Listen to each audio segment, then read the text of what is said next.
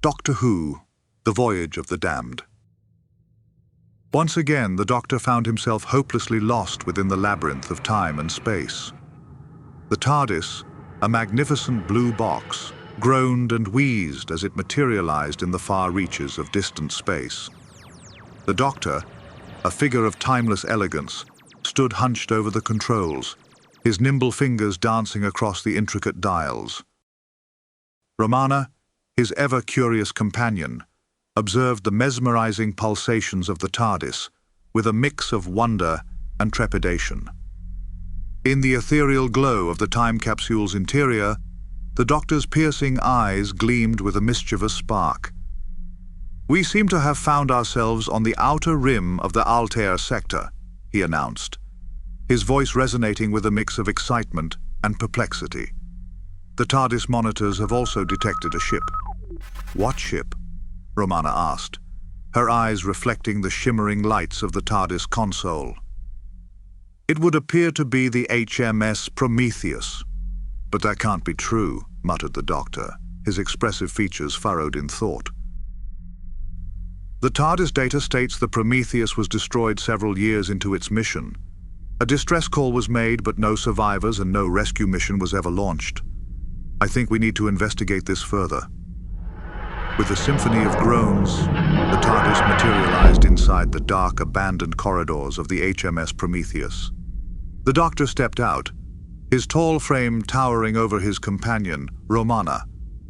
He adjusted his suede brown fedora and threw his extremely long scarf a couple of times around his neck.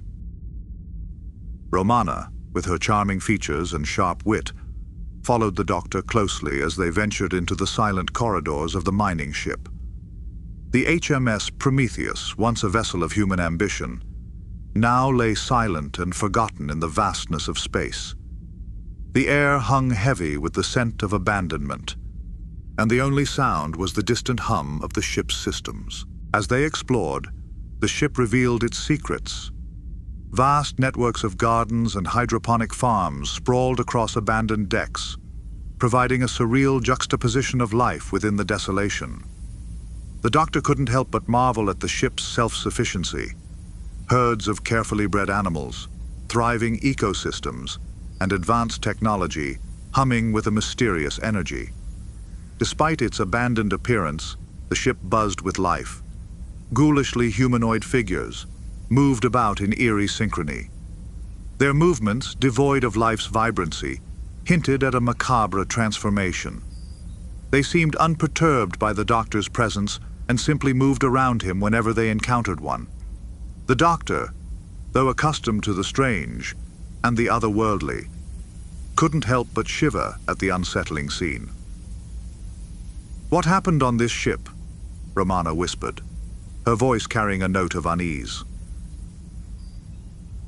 After exploring several decks, they finally stumbled upon the captain's quarters. To their surprise, the captain of the vessel was still alive. Astonishingly young-looking and sitting at his desk, surrounded by screens and monitors, seemingly absorbed in his work. He was accompanied by a servant droid, who seemed to be the only source of company for the captain. "Hello, Captain," the Doctor greeted cheerily, extending his hand. "I'm the Doctor, and this is my companion, Romana." The captain eyed the Doctor warily before shaking his hand. "What are you doing here, Doctor? This is a dangerous place to be." "Oh, I just couldn't resist the chance to explore an abandoned ship hovering on the edge of a black hole," the Doctor replied with a mischievous smile. The captain's expression darkened. "This is no place for exploration. I have been stranded here for years. I do not require the assistance from anyone. You must leave this place immediately." The Doctor's curiosity was piqued. "How did you end up here, Captain?" "Earth was led to believe this ship was destroyed, you along with it. It's a long story, Doctor, but let's just say it involves a mining expedition gone wrong," the captain said with a sigh. The Doctor could sense that there was more to the story, but he decided to let it go for now. He was more concerned about the ship and its inhabitants. "What about the rest of your crew, Captain? Where are they?" A shadow crossed the captain's face. "They're gone. Most of them, at least." The doctor and Romana exchanged a worried look. The captain seemed troubled, and the doctor had a feeling that he was not telling them the whole truth. As they chatted with the captain, Romana noticed that another one of those humanoid figures they encountered earlier was working just outside the door. She quizzed the captain. "Why do those people outside not react when spoken to?" The captain responded. "They are merely cobots I have built to assist me with the running of this vast ship. I could never do this alone." The doctor was about to ask the captain more questions when he also glanced at the same figure spotted by Romana. This time they had just entered the room to place food on the table for the captain. The doctor had noticed the figure was wearing the uniform of the HMS Prometheus, which also had a name patch embroidered just below. Chief Petty Officer Chris Bowers was the name. Realizing something terrible must have happened on this ship, the doctor made excuses to leave and apologized for troubling the captain. The captain also could sense something was wrong with the doctor and insisted that they at least remain for an evening meal before leaving. He could explain how it was he managed to survive out here, he thought. Also, it would bide him enough time to hatch a plan. The doctor agreed to the hospitality, but first made some excuse for wanting to return to the TARDIS. He needed to find out more information, and he couldn't do it in the presence of the captain. Leaving Romana with the captain, the doctor left the room on the hunt for more information. The doctor was able to find and access the ship's computer, not a difficult task for the doctor's intellect. Access granted. After skipping some security systems, the doctor had full access to the ship's logs, each keystroke uncovering a tale of horror and desperation. The truth unfolded, a narrative of betrayal, madness, and a captain's desperate bid for survival. The doctor, armed with this chilling knowledge, returned to the captain's quarters to confront the man responsible for the ship's gruesome fate. But as he arrived, the doctor found the captain holding a gun, his eyes betraying a mixture of fear and determination.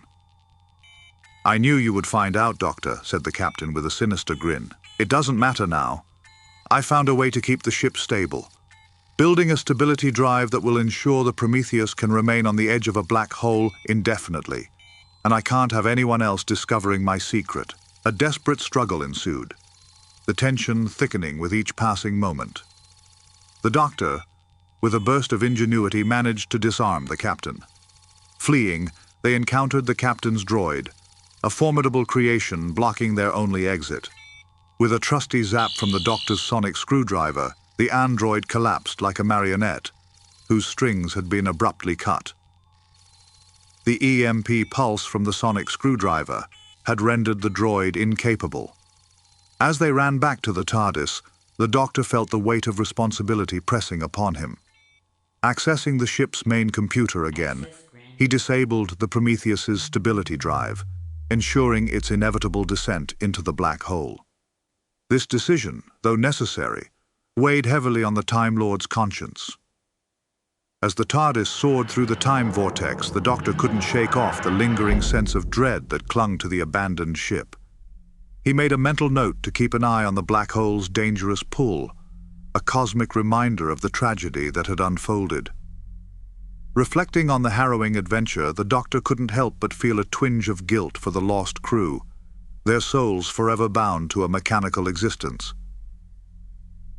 Yet as he and Romana continued their adventures through time and space, the doctor found solace in the pursuit of justice.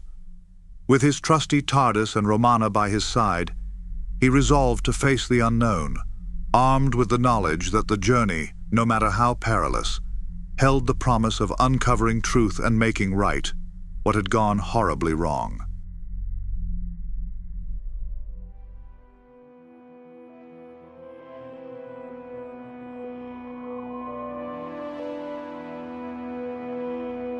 Until next time, goodbye. One day we shall meet again.